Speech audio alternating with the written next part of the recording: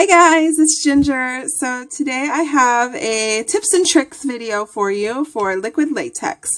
So I'm going to share with you 6 tips and tricks that I like to use that help me out. And hopefully if you haven't seen or heard of these things, they will be helpful to you too. So the first one is to buy your liquid latex cheap. You don't need to spend a fortune to get liquid latex. If that is the option that you like to use for cleanup, you don't have to pay a fortune for it. So you see I have an empty container here. This one took me about a year to use up. So this is very cost effective for me. I bought 2 more when Bundlemonster was having a sale. So this should last me for, I'm hoping at least another 1.5 to 2 years. But you can buy your liquid latex in a big tub on eBay or Amazon, and it's like the liquid latex they use for like Hollywood makeup, prosthetics, and stuff like that. It's all the same, and if you break it down per ounce, that is the cheapest way to buy it.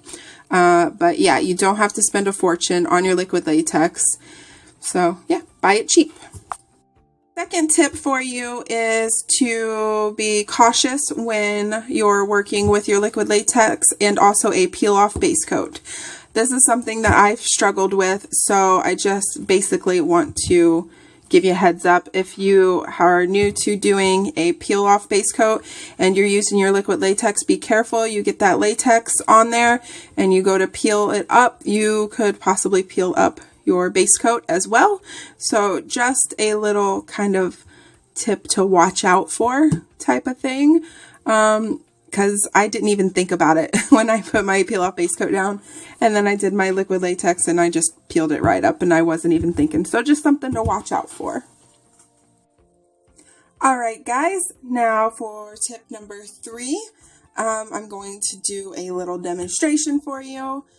So I painted my nail so we could see it a little better, and when you apply your latex, this is how most people like to apply it.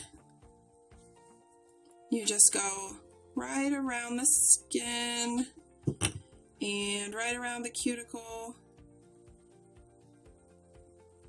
and there we go. Okay, so my issue with this is when you're doing, say, a sponge gradient maybe, you've got this gap. Let me grab my handy dandy orange wood stick here.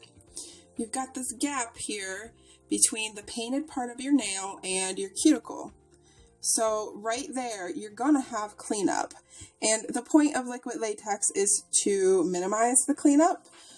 I like to eliminate the cleanup completely as much as I can. So here's what I do. If you get your latex on your nail, don't worry about it. Don't try to take it off while it's wet. Let it dry. So I just completely flood the cuticle with the latex, and I'm going on the nail a little bit more on purpose. So I just completely flood it in there. Get it all onto the nail, especially the part of the nail that you have made so perfect and neat by painting it. Get it right up to the painted part of your nail. Okay, I'm gonna let this dry and I'm gonna come back and show you what we do.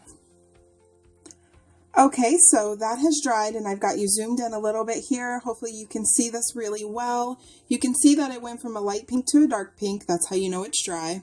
So it's obviously on the nail, and if you were to go and sponge on your gradient now and then you remove your liquid latex, you're going to have a white patch right here because it's on the nail.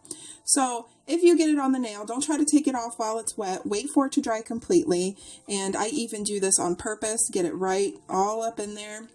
And just take the flat side of your orange wood stick and push it back. It will very easily roll back off of the nail.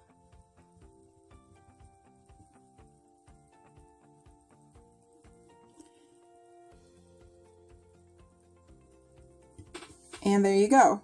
And now it is completely covering any spot that you can get polish in that you're going to not want polish in. Hopefully that makes sense. I know I cannot be the only one who does this, but I haven't seen anybody else do it. But I do this every single time. I just completely flood the cuticle with the liquid latex, and then I wait for it to dry, and then just gently push it back.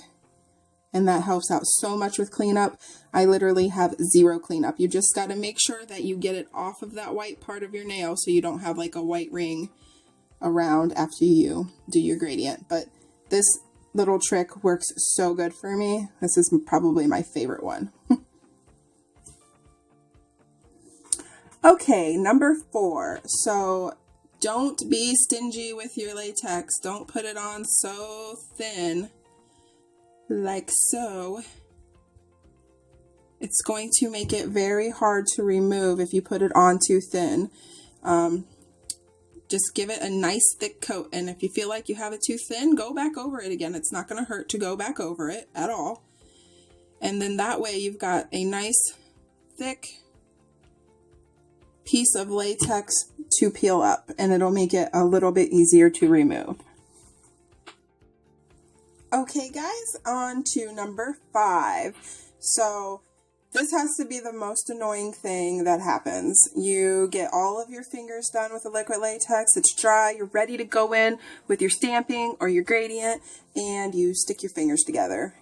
And if you do it too bad, you can end up pulling off all of your latex and having to start all over again, which is very annoying. So to prevent that, you just want to take a little bit of baby powder.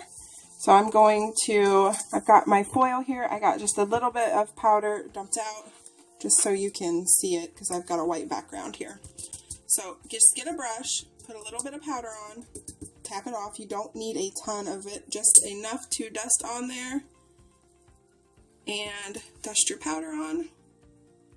Make sure you get it everywhere that the latex is.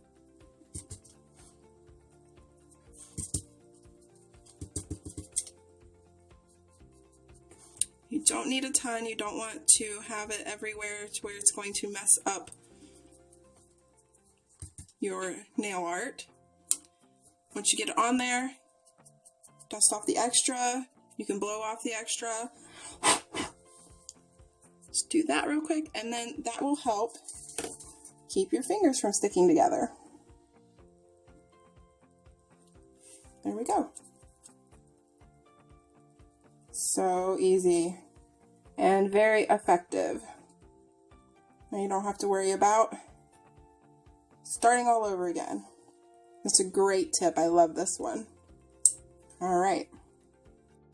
Okay, and last but not least, number 6, you already have seen me do this. I like to use my lint roller to remove my liquid latex. Even after I put the powder on, it still pulls it off just fine. And instead of taking your tweezers and trying to pinch your skin and get that latex started, ouch, I like to just do that. So easy. And that's it. All gone. Alright guys, so that was 6 tips and tricks for liquid latex. I hope this was a helpful video for you. And maybe you've seen something that you haven't seen before. I've seen these all over the place. There's a couple I haven't seen before, but I'm sure other people must do them. So I hope this was very helpful and you enjoyed this type of video. I haven't done a tips and tricks video before. If you like it, give me a thumbs up. If you want to see more videos like this, just let me know.